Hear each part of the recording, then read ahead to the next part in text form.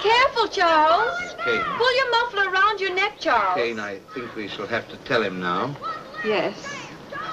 I'll sign those papers now, Mr. Thatcher.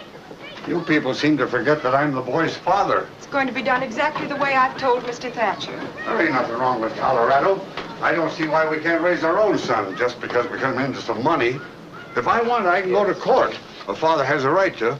A boarder that beats his bill and leaves worthless stock behind. That property is just as much my property as anybody's, now that it's valuable. And if Fred Graves had any idea all this was going to happen, he'd have made out those certificates in both our names. However, they were made out in Mrs. Kane's name. He owed the money for the board to the both of us. The bank's decision on all matters I concerning... don't hold with signing my boy away to any bank as guardian. I want you to just stop because... all this nonsense, The bank's Jim. decision on all matters concerning his education, his places of residence, and similar subjects is to be The final. idea of a bank being the guardian. I want you to stop all this nonsense, Jim. We will assume full management of the Colorado load, of which I repeat, Mrs. Kane, you are the sole owner. Where do I sign, Mr. Thatcher? Right here, Mrs. Kane. Mary, I'm asking you for the last time. Anybody'd think I hadn't been a good The husband, sum of $50,000 a year is to be paid to you and Mr. Kane as long as you both live, and thereafter to the survivor.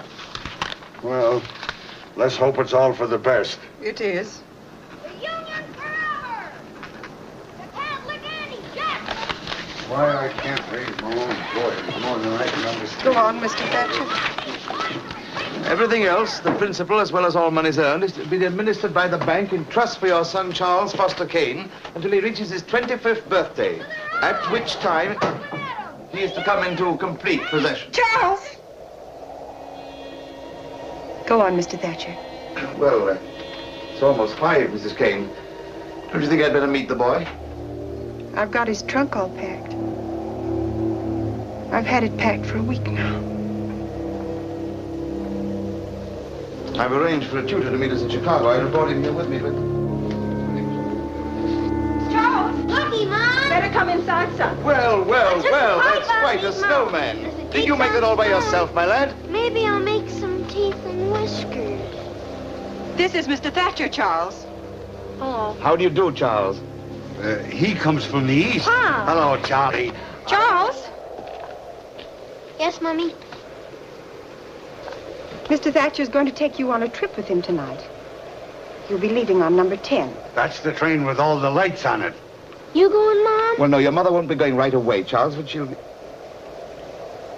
Where am I going? You're going to see Chicago and New York and Washington, maybe. Ain't he, Mr. Thatcher? He certainly is. I wish I were a little boy going on a trip like that for the first time.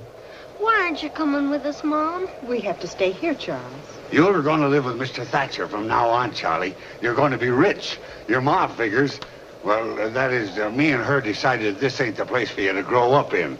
You'll probably be the richest man in America someday, and you ought to won't get be an lonely, education. Charles. Lonely, of course not. Why, we're going to have some fine times together. Really we are, Charles. Now, shall we shake hands? Oh, come.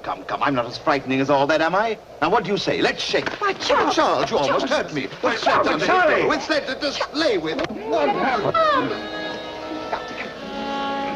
You're... I'm sorry, Mr. Thatcher. What that kid needs is a good thrashing. That's what you think, is it, Jim? Yes. That's why he's going to be brought up where you can't get at him.